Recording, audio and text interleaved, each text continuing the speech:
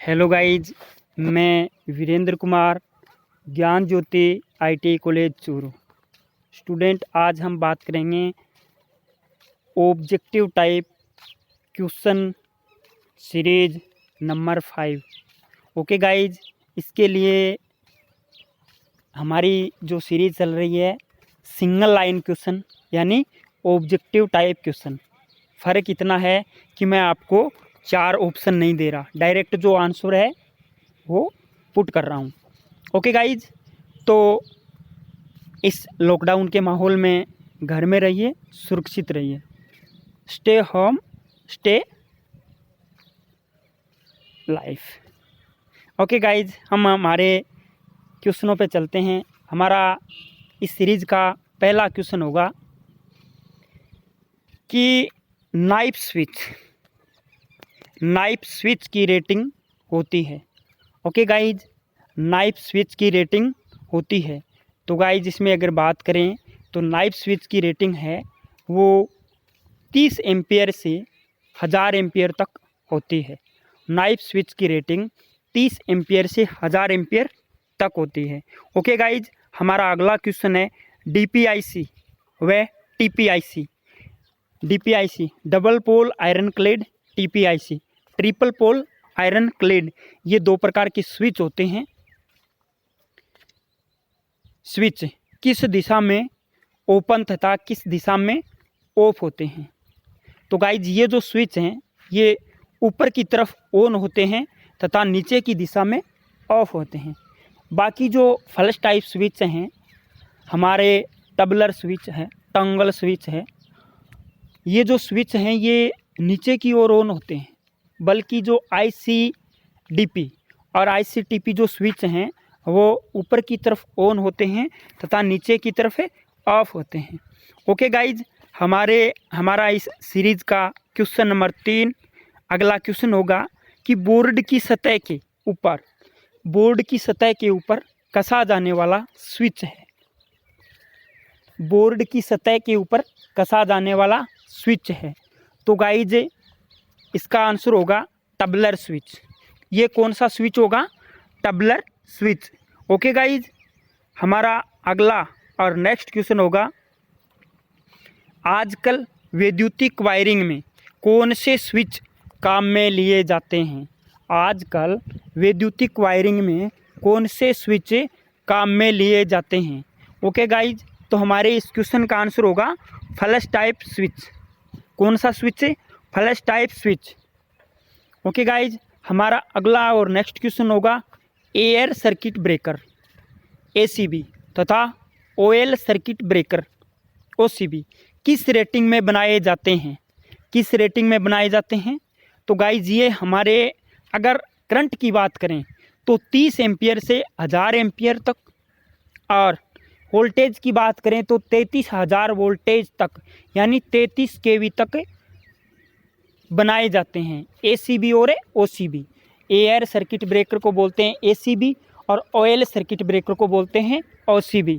Okay guys, हमारा इस series का अगला और नेक्स्ट क्वेश्चन होगा कि ACB तथा OCB का उपयोग कहाँ किया जाता है।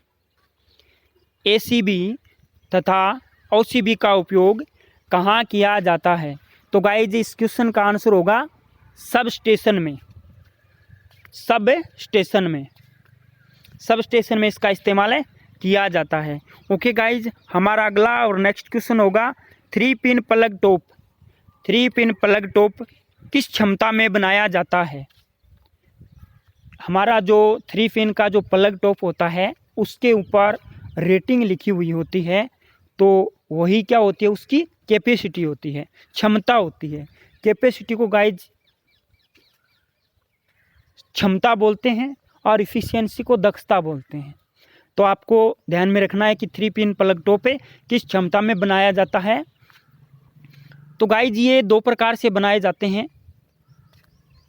लाइट एंड फैन के लिए 5 एम्पियर और पावर के लिए 15 ampere. Light and fan 5 ampere या 15 एम्पियर और वोल्टेज वही रहती है। जो हमारी वोल्टेज होती है 250 वोल्टेज। वैसे अगर वोल्टेज की बात करें तो स्टैंडर्ड सिंगल फेज की स्टैंडर्ड वोल्टेज का मान होता है 230 वोल्ट। कितना होता है? 230 वोल्ट। लेकिन जो हमारे जो युक्तियाँ बनी हुई होती हैं, स्विच है, होल्डर है, ये हमारे 250 वोल्ट तक 250 वोल्टेज को भी आसानी से सहन कर लेते हैं। ओके गाइज, यानी 5 एम्पियर या 15 एम्पियर, और वोल्टेज की बात करें तो 250 वोल्ट। ओके गाइज, हमारा अगला और नेक्स्ट क्वेश्चन होगा, एमसीबी व ईएलसीबी किस दिशा में ऑन होती हैं? ओके गाइज, एमसीबी और ELCB, MCB miniature circuit breaker और ELCB earth leakage circuit breaker, तो ये किस दिशा में ऑन होती हैं गाइज? ऊपर की दिशा में ऑन होती हैं। आपको ऑप्शन मिलेंगे दाईं ओर, बाईं ओर, ऊपर की दिशा में, नीचे की ओर, इस प्रकार के आपको ऑप्शन मिलते हैं। तो गाइज इसका आंसर, इस क्वेश्चन का आंसर होगा ऊपर की दिशा में ऑन होती हैं। ओके गाइज, हमारा अगला और नेक्स्ट क्वेश्चन होगा, एमसीबी में धारा को नियंत्रित करने के लिए, एमसीबी में धारा को नियंत्रित करने के लिए कौन सी युक्ति लगी होती है? कौन सी युक्ति लगी होती है? तो गाइज इसका आंसर होगा, एमसीबी के अंदर धारा को नियंत्रित करने के लिए बाईमेटालिक स्विचिंग युक्ति, बाईमेटालिक स्विचिंग युक्ति लगी हुई होती है, जो धारा को नियंत्रित करती है और एमसीबी को ऑपरेट करती है। जैसे ही निर्धारित मान से अधिक करंट उसमें से प्रवाहित होने लगती है तो क्या होता है? एमसीबी ट्रिप हो जाती है। ओके गाइज, हमारा अगला और नेक्स्ट क्वेश्चन होगा, किट कैट फ्यूज। गाइज पहले जो मैं वीडियो तैयार कर रहा था उसमें बहुत सारे बच्चों की दिक्कत आ रही थी कि सर हमें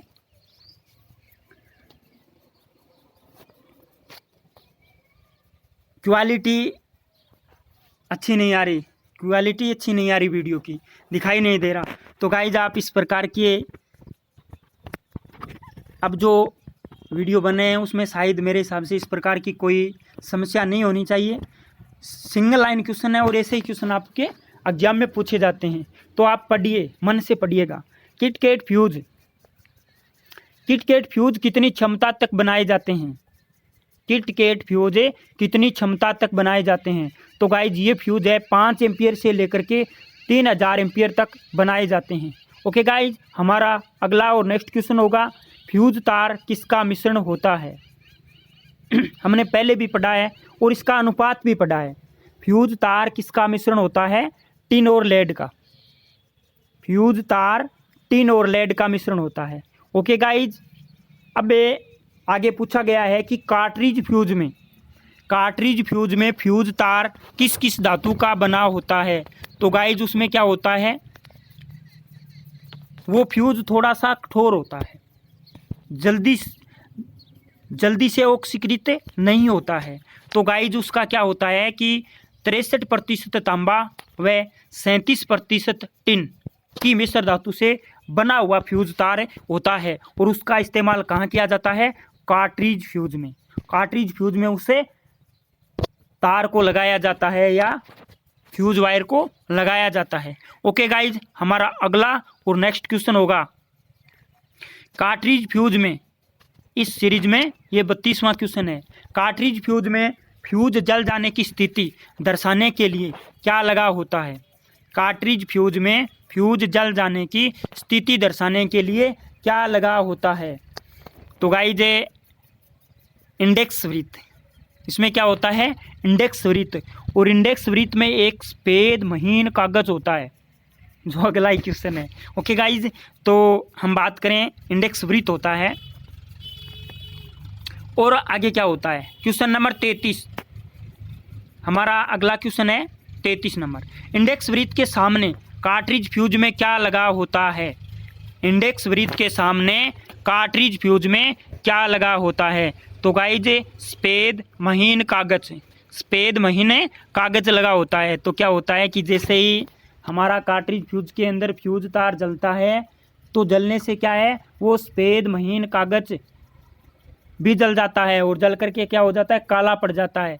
काला पड़ने से हमें पता लग जाएगा, बाहर से देखेंगे तो, कि हमारा फ्यूज है वो जल गया है। और ये fuse guys use and throw होता है, यानी एक बार काम में लेने के बाद में फ्यूज तार नहीं बदला जाता, पूरा कार्ट्रिज फ्यूज है वो पूरा ही बदलना पड़ता है। ओके गाइज, तो हमारा इस सीरीज का अगला और नेक्स्ट क्वेश्चन होगा, कार्ट्रिज फ्यूज में फ्यूज तार जल जाने पर कागज़ कैसा दिखाई देता है या दिखाई पड़ता है। तो गाइज ज़्यादा सोचने वाली बात ही नहीं है कि फ्यूज जल जाएगा तो कागज़ काला पड़ जाएगा। तो कागज़ कैसा दिखाई देता है, काला दिखाई देता है। अगर आपको इंडेक्स वृत्त के अंदर जो महीन सफ़ेद कागज़ होता है वो अगर काला पड़ गया तो आप मान लीजिए कि फ्यूज जल गया है। ओके गाइज, ये एक फ्यूज की स्थिति चेक करने के लिए होता है।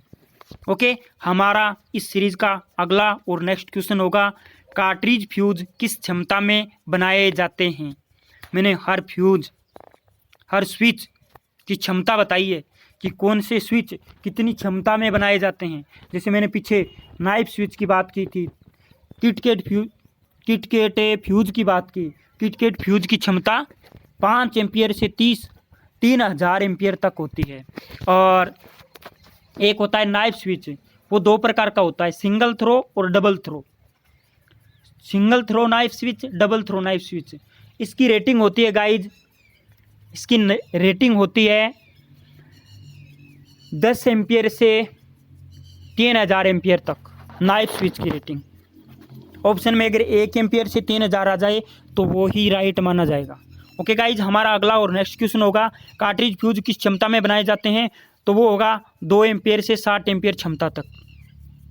2 एम्पियर से 60 एम्पियर क्षमता तक कार्ट्रिज फ्यूज बनाए जाते हैं। ओके गाइज, हमारा अगला और नेक्स्ट क्वेश्चन होगा, HRC। HRC की फुल फॉर्म होती है हाई रैप्चरिंग कैपेसिटी। क्या होती है, हाई रैप्चरिंग कैपेसिटी। तो हाई रैप्चरिंग कैपेसिटी फ्यूज की विद्युत धारा क्षमता में बनाए जाते हैं। यानी HRC फ्यूज किस विद्युत धारा क्षमता में बनाए जाते हैं। तो गाइज इसकी अगर बात की जाए तो ये फ्यूज है, ये 30 एम्पियर से 1000 एम्पियर तक की क्षमता में बनाए जाते हैं। तभी तो इसको बोलते हैं हाई रैप्चरिंग कैपेसिटी। लेकिन ये क्या है, फ्यूज है।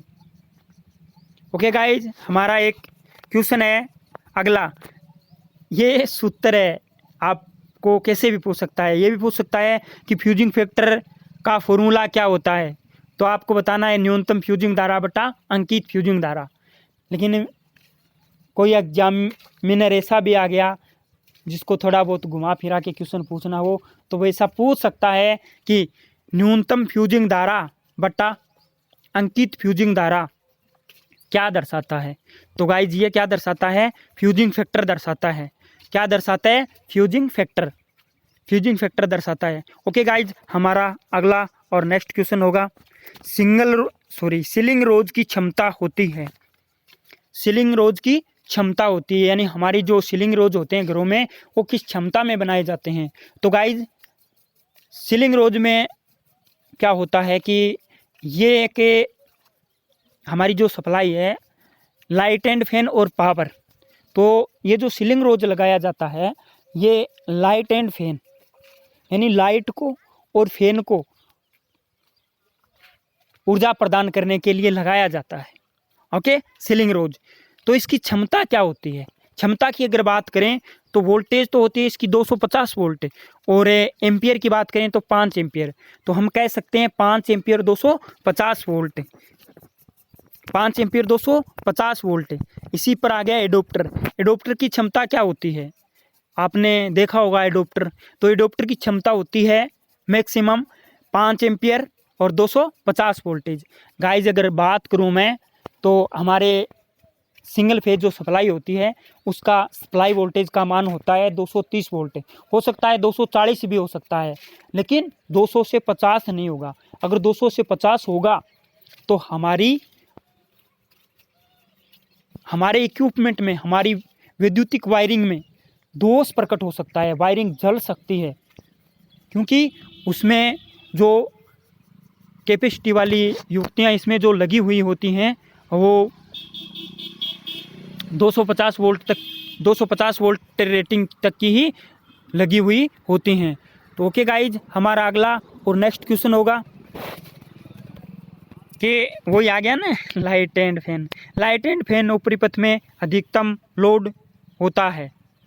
लाइट एंड फैन ऊपरी पथ में अधिकतम कितना लोड होता है? अधिकतम में कितना लोड होता है? तो गाइज, लाइट एंड फैन ऊपरी पथ में अधिकतम 800 वाट का लोड होता है।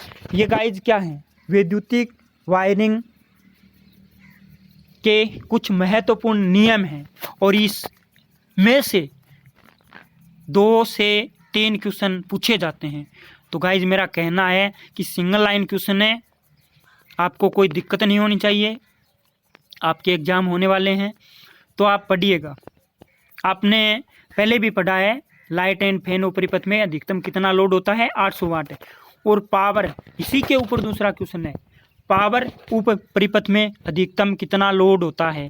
एक पावर ऊपरी पथ में अधिकतम है 3000 वाट तक का लोड हो सकता है। 3000 वाट क्या है? पावर ज़्यादा है, तभी तो इसका नाम दे दिया पावर ऊपरी पथ। और लाइट एंड फैन है। लाइट एंड फैन में क्या होता है? लाइटें जलती हैं और पंखे चलते हैं, फैन चलते हैं और लाइटें जलती हैं। तो उनमें क्या है? अधिकतम है 800 वाट तक का लोड लगाया जाता है। और पावर ऊपरी पथ में अधिकतम कितना लोड आवश्यक है? 3000 वाट। कितना लोड आवश्यक है? 3000 वाट। ओके गाइज, हमारा अगला और नेक्स्ट क्वेश्चन होगा, ELCB किस लीकेज धारा पर प्रचालित हो जाती है? बहुत ही गहराई से दिया हुआ क्वेश्चन है गाइज। आपको मिलेगा 100वें भाग, आपको मिलेगा 1000वें भाग, 1/5000वें भाग, 100 मिली एम्पियर। तो गाइज, ELCB अर्थ लीकेज सर्किट ब्रेकर है। ये एक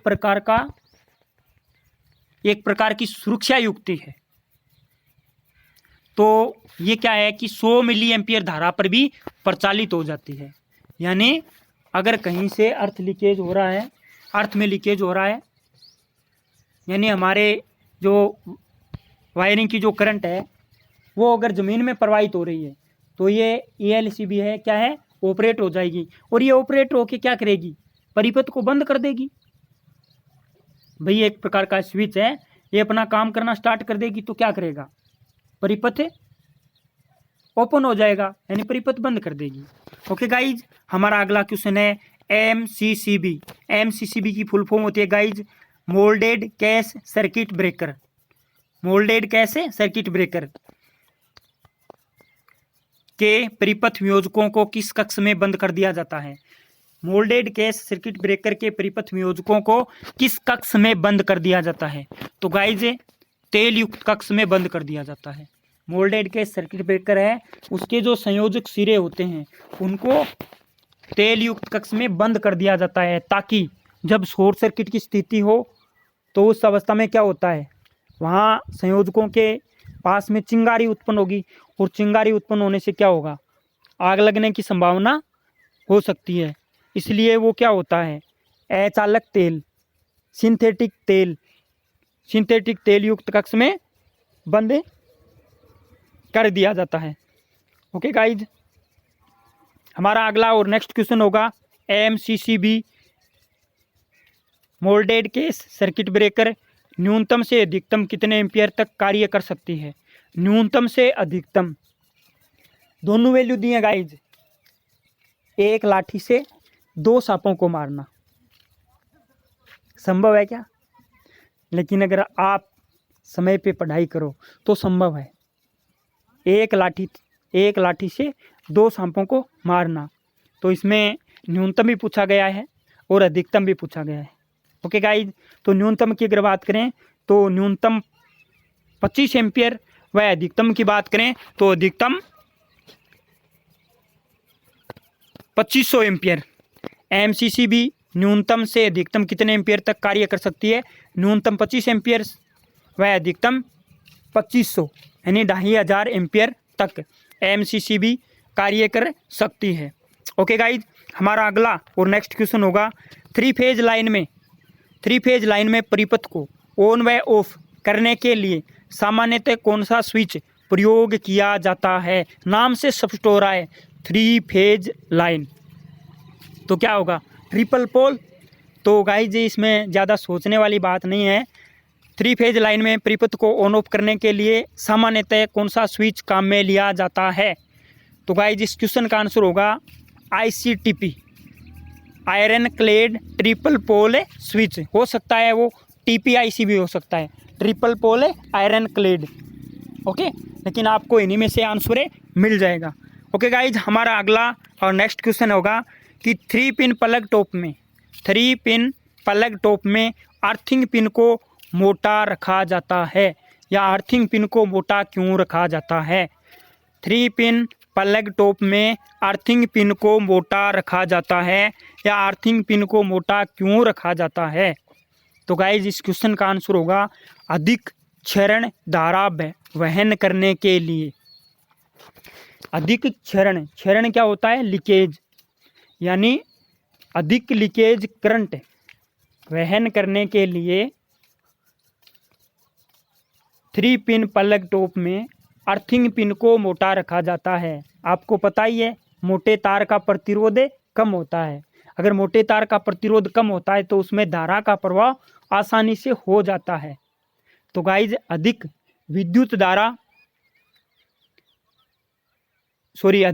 क्षरण धारा वहन कर सके, इसलिए अर्थिंग पिन को मोटा रखा जाता है। ओके गाइज, हमारा अगला और नेक्स्ट क्वेश्चन होगा फैन रेगुलेटर को किस क्रम में वह कहाँ संयोजित किया जाता है?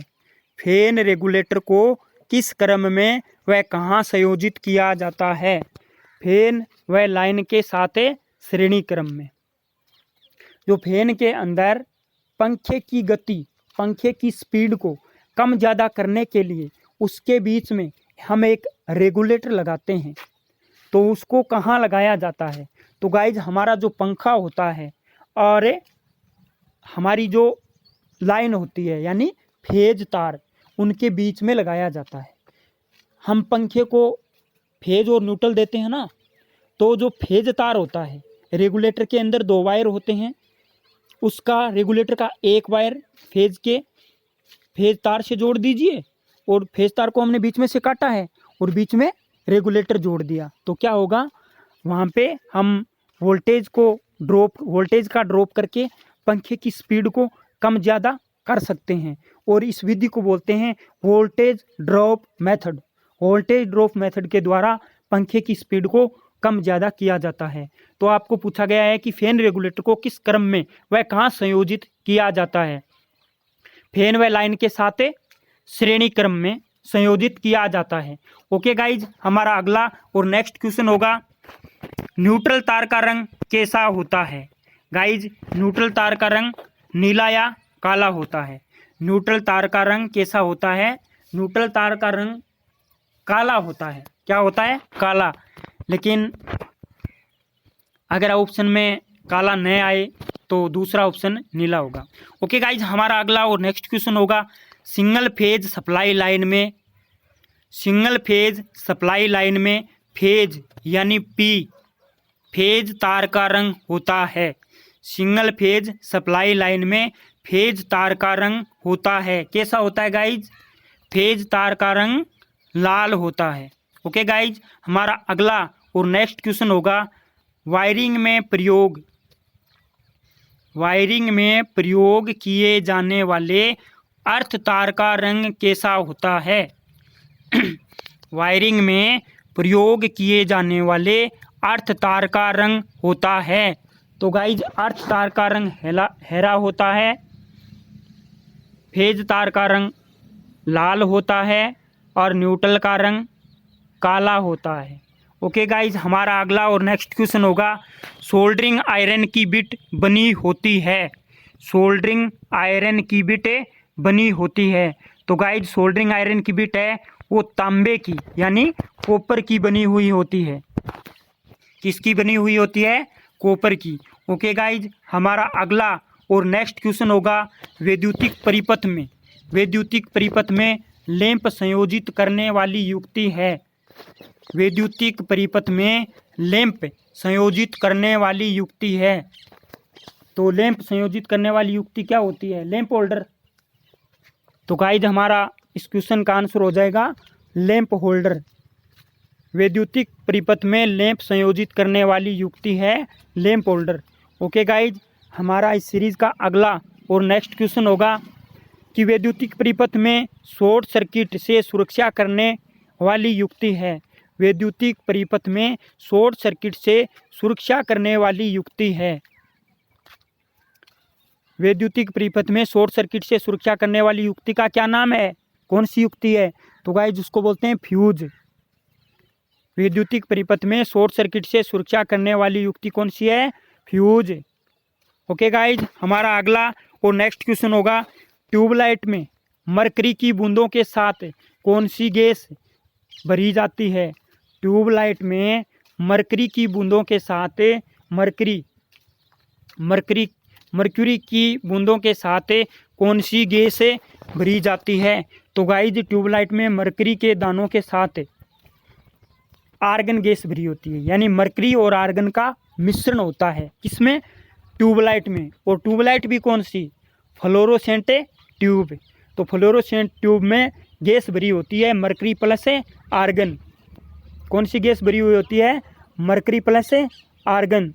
तो गाइज हमारा इस क्वेश्चन सीरीज़ का अगला और नेक्स्ट क्वेश्चन होगा कि 3 पिन सॉकेट में फेज पिन होता है। 3 पिन सॉकेट में फेज पिन होता है। गाइज 3 पिन सॉकेट में फेज पिन होता है बायां पिन। 3 पिन सॉकेट में फेज पिन होता है बायां पिन। कौन सा? बायां पिन। जो बायां पिन होता है वो फेज का होता है, जो दायां होता है वो न्यूट्रल का होता है, और जो दायां होता है वो न्यूट्रल का होता है, और जो ऊपर का स्विच होता है वो किसका होता है? वो गाइज ऊपर का जो स्विच होता है वो होता है अर्थिंग का। ऊपर वाला अर्थिंग का, बायां पिन फेज का और दायां पिन न्यूट्रल का। तो गाइज ये तीनों आपको ध्यान में रखने हैं, दायां बायां और ऊपर वाला। इसमें नीचे वाला कुछ जुगाड़ नहीं है। ओके गाइज, तो आज के लिए हमारा लास्ट क्वेश्चन है ये, 3 पिन सॉकेट में फेज पिन होता है कौन सा? बायां पिन। ओके गाइज, आज के लिए इतना ही। यूं ही बने रहें हमारे इस यूट्यूब चैनल के साथ, और मैं हूं आपका इस चैनल में हार्दिक स्वागत करता हूं। आप अपने सब्जेक्ट की अच्छी तैयारी करें। ओके गाइज, मैं आपके लिए अगले वीक में तैयार रहना। अगले वीक में मैं आपके लिए ड्राइंग के कुछ मोस्ट ड्राइंग के क्वेश्चन लेके आ रहा हूँ, या कुछ सिंबल्स लेके आ रहा हूँ। तो उस पर भी मैं वीडियो बनाऊँगा अपनी ड्राइंग के ऊपर भी, क्योंकि ड्राइंग इंजीनियरिंग की एक भाषा है। हम क्या हैं? टेक्नीशियन है। टेक्नीशियन क्या होता है? 70% इंजीनियर होता है। तो वो क्या है? वो ऐसी वैसी भाषा नहीं समझता। वो क्या? सांकेतिक भाषा, संकेत देने वाली भाषा को समझता है। जैसे हमें वायरिंग करनी है तो हम एक डायग्राम बनाते हैं, उसमें हमने फैन रेगुलेटर का निशान लगा दिया। फैन रेगुलेटर का निशान हमने लगा दिया, तो वहाँ पे हमें पता लग जाएगा कि यहाँ पे फैन रेगुलेटर लगाना है। हम कई जगह लैंप का सिंबल लगा के छोड़ देते हैं, तो हमें पता है कि यहाँ पे लैंप लगेगा। हम कई जगह पंखों का पॉइंट छोड़ देते हैं, पंखे का सिंबल मार देते हैं कि यहाँ पे पंखा लगेगा। तो गाइज इस प्रकार की हम ड्राइंग तैयार करते हैं। आशा करता हूँ कि आपको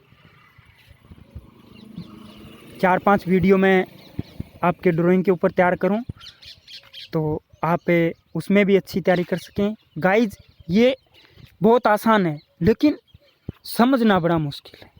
जितना समझोगे उतना अच्छा रहेगा। ध्यान में रखिएगा, अपने को अच्छे से समझना है। ओके गाइज, आज के लिए इतना ही, और यूँ ही आप बने रहें हमारे इस यूट्यूब चैनल के साथ। Thanks, good evening. इसी के साथ आपका अपना थैंक्स। घर में रहिए, सुरक्षित रहिए।